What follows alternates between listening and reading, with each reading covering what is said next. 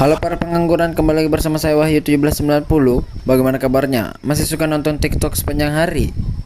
Kali ini saya akan membahas film dengan judul Sunflower 2006 yang mana film ini cukup menarik.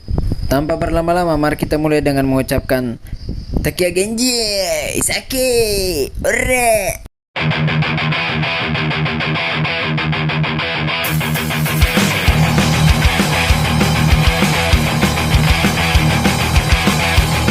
Di awal film, kita akan diperlihatkan seseorang yang bernama Tae-sik. Dia baru saja keluar dari penjara yang menekannya selama 10 tahun. Tae-sik sendiri sering membawa buku kecil yang mana itu akan mencatat semua kegiatan dan hal yang akan dia lakukan. Setelah tiba, Tae-sik pun mampir ke sebuah warung. Warung itu sendiri punya Ibu Kim yang mana dia adalah ibu dari anak yang dibunuh oleh Tae-sik. Ibu Kim sendiri sangat menunggu kehadiran Tae-sik dan langsung memberikannya makanan. 어이구 잘 먹는다. 가관이다 가관. 아이고 이 미련 곰탱이 같은. Di mana saat Tae-sik berada di penjara, hanya Ibu Kim lah yang datang menjenguknya. Di sisi lain, anak Ibu Kim yang bernama Hyuju tidak menyukai kehadiran Tae-sik yang membuat ibunya lebih perhatian kepadanya. 네가 싫거든? 너 나한테 감사해야 해. 그냥 사고 쉬라고 한마디만 해주겠는데. Keesokan harinya, Tae-sik pergi ke klinik untuk menghapus tatonya yang mana bisa disimpulkan bahwa dulunya Tae-sik bukanlah orang biasa. Dokter pun menyarankan untuk tidak menghapus tatonya dikarenakan bisa membuat kulitnya rusak dan biayanya juga mahal. 만만치가 않습니다. 얼마나 그러니까 가로 30에 세로 50. Scene berpindah di mana Tae-sik meminta izin kepada Ibu Kim untuk bekerja di suatu bengkel. Saat Tae-sik bekerja, polisi pun mengawasinya dan melihat perubahan dari Tae-sik. 괴롭히거든. 하지만 저 미친 새끼를 저걸 어떻게 이 개새끼 분명히 얼마 못 가서 또 대형 사고. Setelah selesai bekerja, Tae-sik mengantar Hyuju berbelanja. Di saat itu juga ada seorang anak muda menghampiri mereka yang mana dia menyukai Hyuju sejak dulu. Tetapi Hyuju tidak merespon dan tidak menghiraukan hal itu. Di saat itu juga mereka beserta anak buahnya mengganggu Hyuju dan menghajar Tae-sik, tetapi Tae-sik hanya diam saja dikarenakan dia sudah berjanji untuk tidak berkelahi lagi. Anak muda itu juga menunjukkan tatonya yang bertuliskan nama Hyuju. Tetapi saat menghajar Tae-sik, alangkah terkejutnya mereka saat melihat tato di seluruh tubuh Tae-sik, yang mana itu menandakan bahwa level Tae-sik jauh daripada mereka dan mereka pun langsung meninggalkan Tae-sik. 오늘 일은 사귀었던 사이? Kemudian mereka pergi berlibur dan berfoto agar menjadi kenang-kenangan.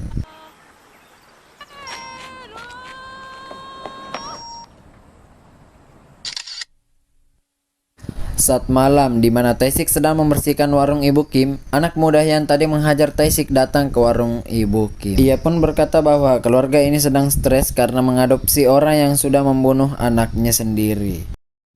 Hal itu pula didengar oleh Hyuju yang langsung membuatnya terkejut. Hyuju pun memberitahu ibunya tentang mengapa ia mengadopsi Tae-sik. Ibu Kim pun menceritakan tentang peristiwa yang terjadi saat anak Ibu Kim dibunuh oleh Tae-sik.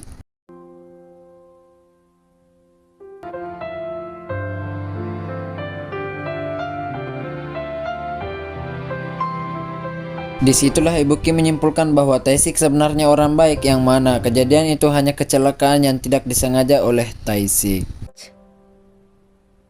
나쁜 놈은 아니라는 생각이 들. Di sisi lain, Hyuju pun menerima Tae-sik sebagai saudara angkatnya dikarenakan Tae-sik yang sifatnya baik. Sedangkan sifat dari kakak kandung dari Hyuju pun tidak seperti Tae-sik. 페도필이 엄마 자식이지만 진짜 벌레만도 못한 놈이었어.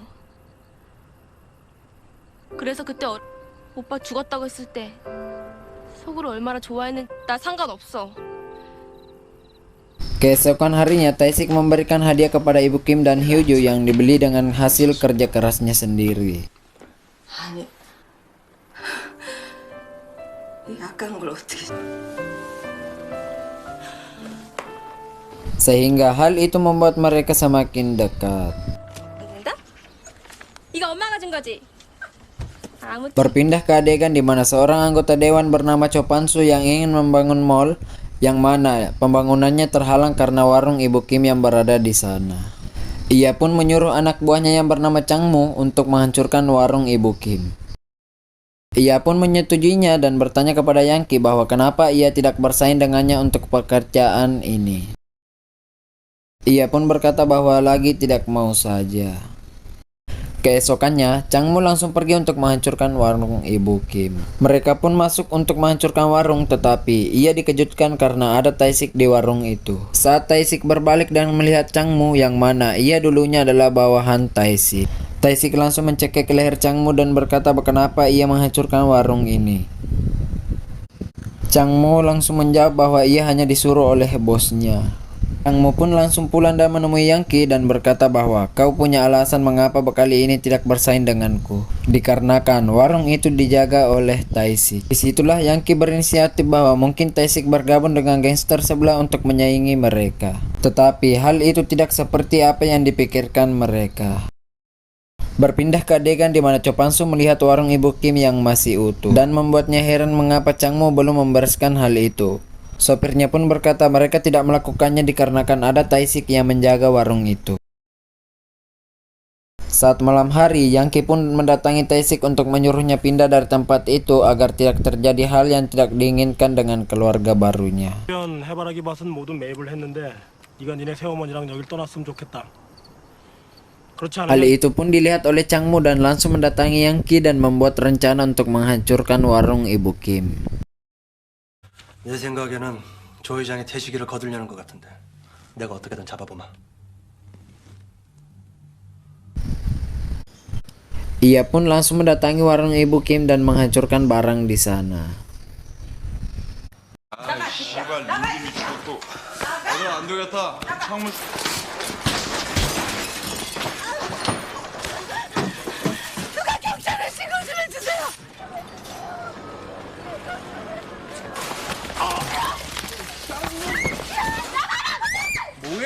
나 씨발 진짜 저거 어떻게 해야 되냐. 아까 그 딸내미 맞지? 그 흉기들은요 죽을 뻔했어. Hyuju pun memanggil Tae-sik untuk melihat keadaan rumahnya.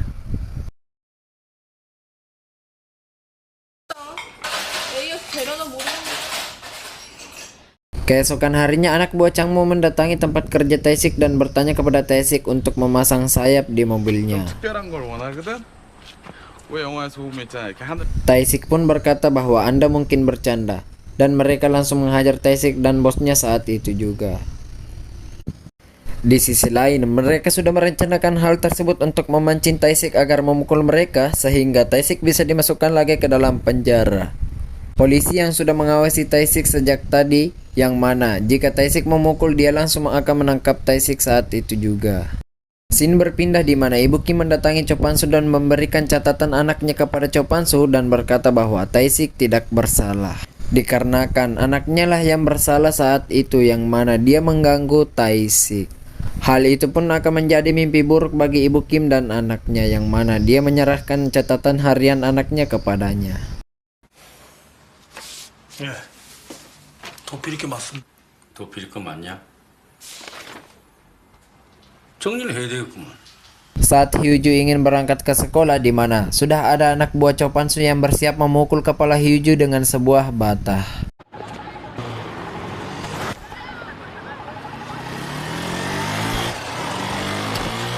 Hal itu pun membuat Hyuju tidak sadarkan diri dan langsung dilarikan ke rumah sakit untuk mendapatkan perawatan.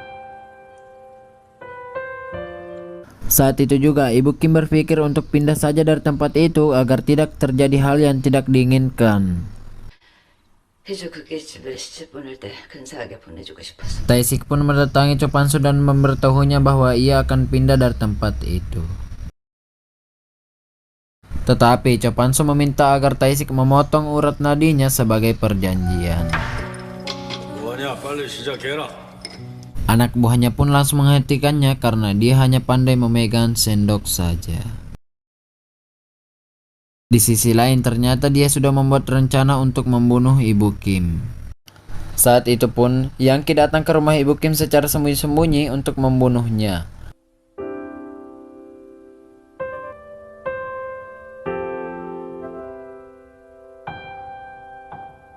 dan membuat adegan seolah ibu Kim bunuh diri. Alangkah terkejutnya Tae-sik saat melihat ibunya tergeletak di lantai dalam keadaan tidak bernyawa.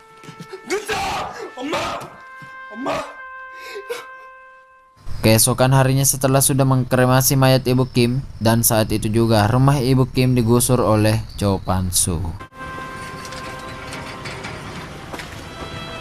Tae-sik pun bergegas mengambil barang miliknya. Saat di dalam rumah, Tae-sik melihat anting milik Yang-ki, yang membuat Tae-sik berpikir bahwa ibu Kim tidak bunuh diri, melainkan dibunuh. Ia pun pergi ke rumah sakit untuk melihat Hyuju. Hyuju pun terus memanggil kakak dan ibunya, yang mana membuat Tae-sik sangat sedih. Tetapi Tae-sik berbohong kepada Hyuju bahwa ibunya sedang membersihkan di rumah. Scene berpindah di mana Tae-sik sedang minum-minum untuk menghilangkan kesedihannya dan memilih melanggar janjinya untuk tidak berkelahi lagi. Ia pun bergegas menuju tempat Cho Pan-soo berada. Saat Cho Pan-soo dan semua bawahannya sedang merayakan keberhasilannya, Tae-sik pun langsung membakar satu-satunya jalan keluar di tempat itu.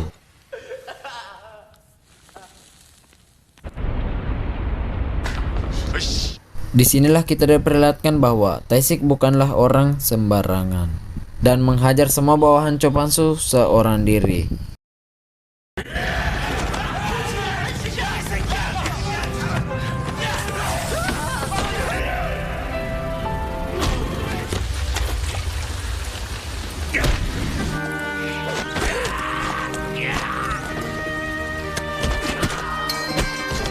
Setelah menghabisi semua bawahan Cho Pan-soo, disitulah Cho Pan-soo dibuat terkejut dan berpikir bahwa kenapa ia tidak menghabisinya saat malam itu.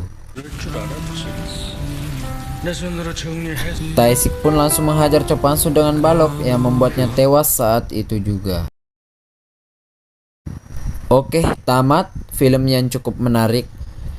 Pesan yang bisa kita ambil dari film ini bahwasanya janganlah menonton TikTok saat sedang gabut. Apa hubungannya dengan film ini? Itu tidak berkaitan. Alias ya, goblok.